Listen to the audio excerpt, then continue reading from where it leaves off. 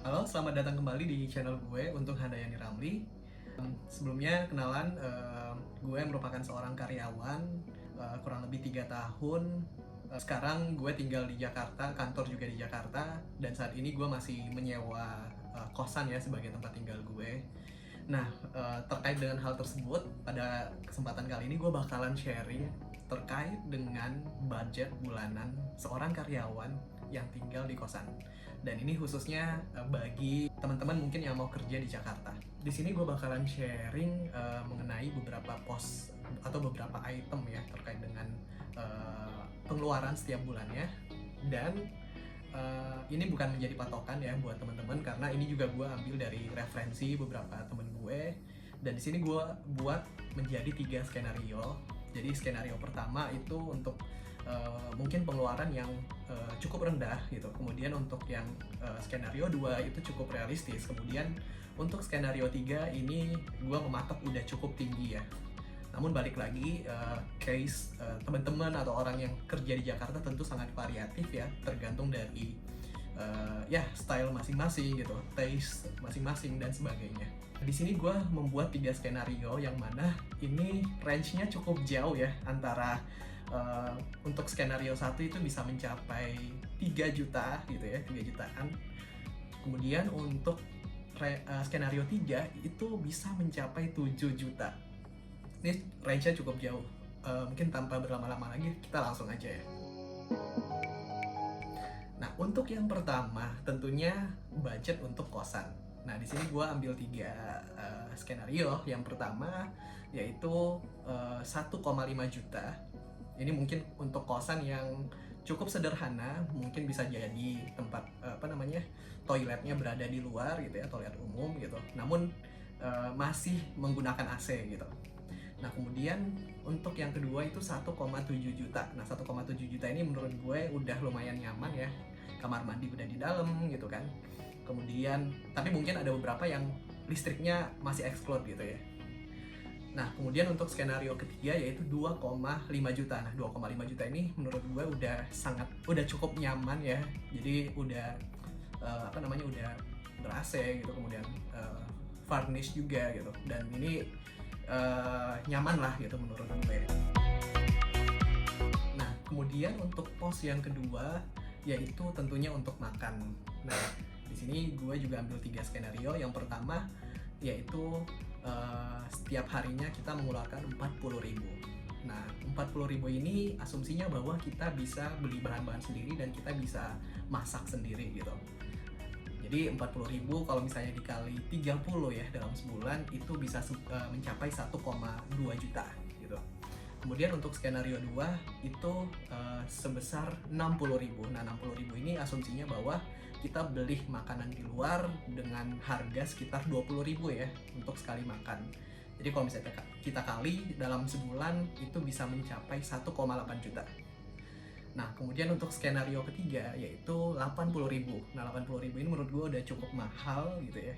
Dan kalau misalnya kita jumlahin sebulan bisa mencapai 2,4 juta.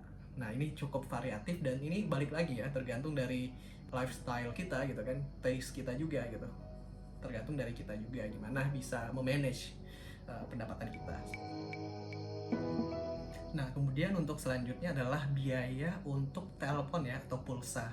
Nah, kebetulan gue juga setiap bulan bayar untuk pasca bayar ya, jadi emang jumlahnya fix gitu. Nah, di sini gue patok untuk yang skenario 1 yaitu sebesar 100.000 ya untuk biaya telepon ataupun internet gitu ya. Kemudian untuk skenario 2 itu gue patok sebesar 150.000.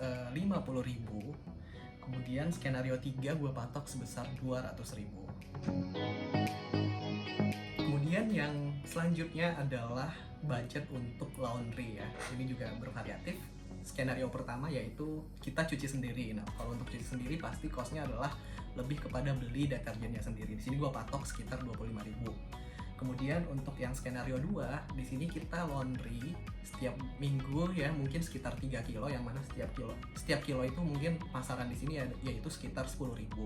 Jadi setiap minggu kita mengeluarkan 30.000 dikali dengan 4 jadi 120.000. Nah, kemudian untuk yang skenario 3, kita juga tetap laundry tapi sifatnya langganan. Nah, untuk langganan ini biasanya sekitar 200.000 ya, ada yang 200.000.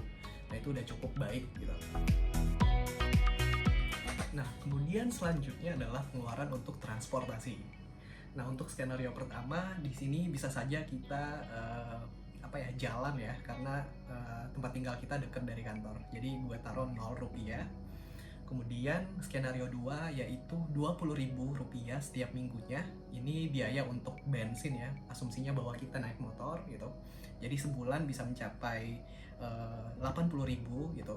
Kemudian untuk skenario 3 yaitu kita menggunakan ojek online. Nah, ojek online ini gue patok sekitar 30.000 sehari dikali 5 dalam seminggu ya, jadi sekitar 150.000 setiap minggu. Kalau misalnya dihitung sebulan itu bisa mencapai 600.000. Wah, ini cukup tinggi juga kalau misalnya kita naik ojek online ya.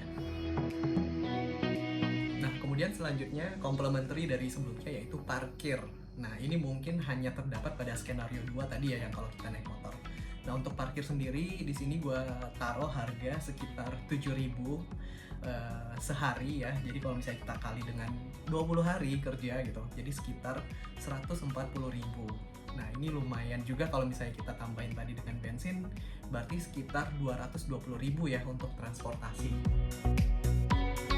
Selanjutnya adalah untuk keperluan sehari-hari atau groceries ya. Kita belanja misalnya ke Indomaret, Alfamart untuk beli kebutuhan sehari-hari lah gitu, untuk sabun, sampo gitu, ataupun obat-obatan. Nah, untuk skenario pertama di sini gue patok 100.000. Kemudian skenario 2 itu adalah 200.000, kemudian skenario 3 adalah 250.000. Jadi di sini kita bisa pakai untuk belanja bulanan kita seperti itu. Nah, kemudian budget selanjutnya adalah untuk clothing ya, untuk baju, untuk beli celana ataupun untuk beli sepatu. Nah, di sini sebenarnya balik lagi tergantung dari style kita gitu kan, gimana kebutuhan kita gitu. Nah, untuk skenario pertama gue patok sebulan sebesar 100.000. Kemudian untuk skenario 2 200.000, untuk skenario 3 gue taruh 300.000.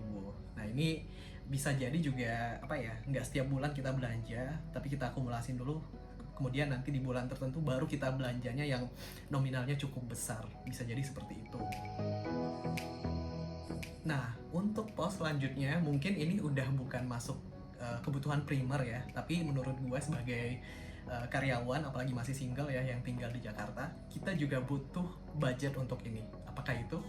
Itu gue sebut sebagai untuk makan enak ya. Jadi buat teman-teman mungkin yang kalau misalnya weekend gitu kan, kita pergi nongkrong sama teman gitu kan, atau building networking gitu kan sama kolega-kolega dan sebagainya. Nah, di sini gue patok untuk yang skenario 1 yaitu sebesar 100.000. Jadi mungkin setiap minggu kita allocate sekitar 25.000 gitu kan, ataupun mungkin sebulan kita nggak setiap minggu gitu, hanya sekali ya udah langsung kita spend misalnya 100.000 untuk kita makan enak kemana gitu ya.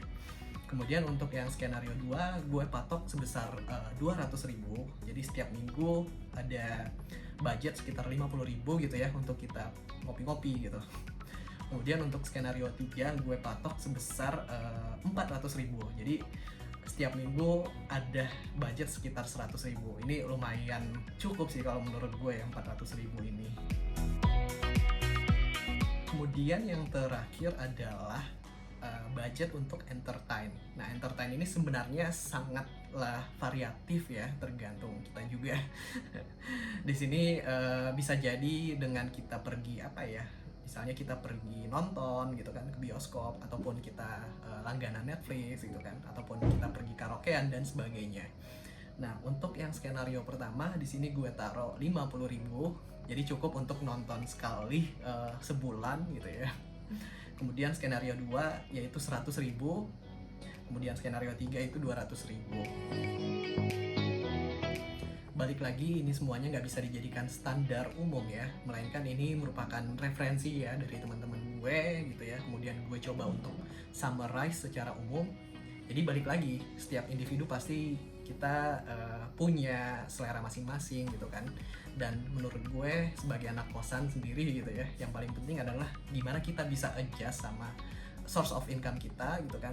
Jadi kalau dari prinsip gue sendiri, gimana living cost ini mungkin ya maksimal ya 50% dari source of income yang gue milikin gitu kan. Sisanya mungkin bisa kita pakai untuk yang lain, misalnya untuk ngasih ke orang tua gitu kan, kemudian untuk untuk nabung juga gitu, dan mungkin kita ada utang juga gitu kan, ada cicilan-cicilan gitu. Nah itu juga yang harus harus di-consider. Nah namun yang gue sharing hari ini adalah mungkin budget untuk living cost kita gitu, yang mana kalau menurut gue untuk living cost ini kita bisa patok sebesar 50% dari source of income kita gitu.